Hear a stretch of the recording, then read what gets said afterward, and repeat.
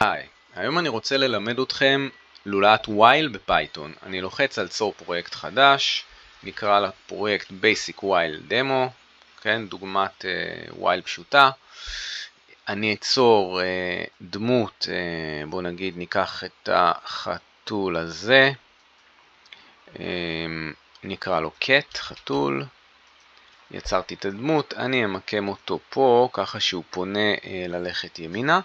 ועכשיו אני אצור עוד איזושהי דמות, אובייקט, את החומה הזאת, נקרא לה wall, נגדיל אותה קצת, ואת החומה אני אמקם פה ממול החתול בערך.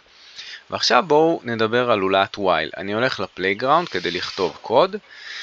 עכשיו בפייתון לולאות יש לנו for, שזה בעצם לחזור על קוד מספר מסוים פעמים, או לולאת while, שזה אומר לחזור על קוד כל עוד תנאי מסוים קורה.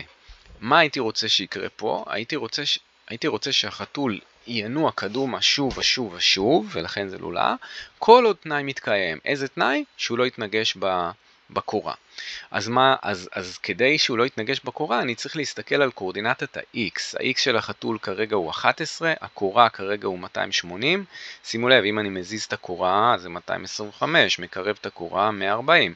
אני אשאיר אותה נגיד באזור הזה, כמעט 300, ואני חוזר לקוד שלי, כל עוד הסוכן חתול, כן, agent cat, נקודה x, זאת אומרת קורדינטת ה-X של החתול, קטנה מ, אז אני לא אעשה 298, נעשה מקדם ביטחון, נגיד קטנה מ, אני יודע מה, 220, אז, ושמים נקודותיים אחרי התנאי, אז חתול לך קדימה, move, סוכן חתול, קדימה, forward.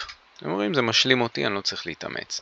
אז כל זמן שקורדינטת ה-X של החתול קטנה מ-220, זאת אומרת הוא מספיק רחוק מהקורה, חתול לך קדימה. ודבר אחרון שצריך זה להוסיף update UI כדי שהגרפיקה תתעדכן בכל חזרה על הקוד. זהו, אני עושה save and run, ובאמת החתול מתחיל לנוע קדימה עד שהוא מגיע לתנאי, כל עוד התנאי מתקיים. הנה, הגיע ל-221 ובאמת הפסיק לנוע קדימה, שזה מה שרצינו, להציל את החתול מהתנגשות. אז זהו, זו דוגמה הפשוטה ביותר שיכולתי לחשוב להדגים לולאת while בפייתון.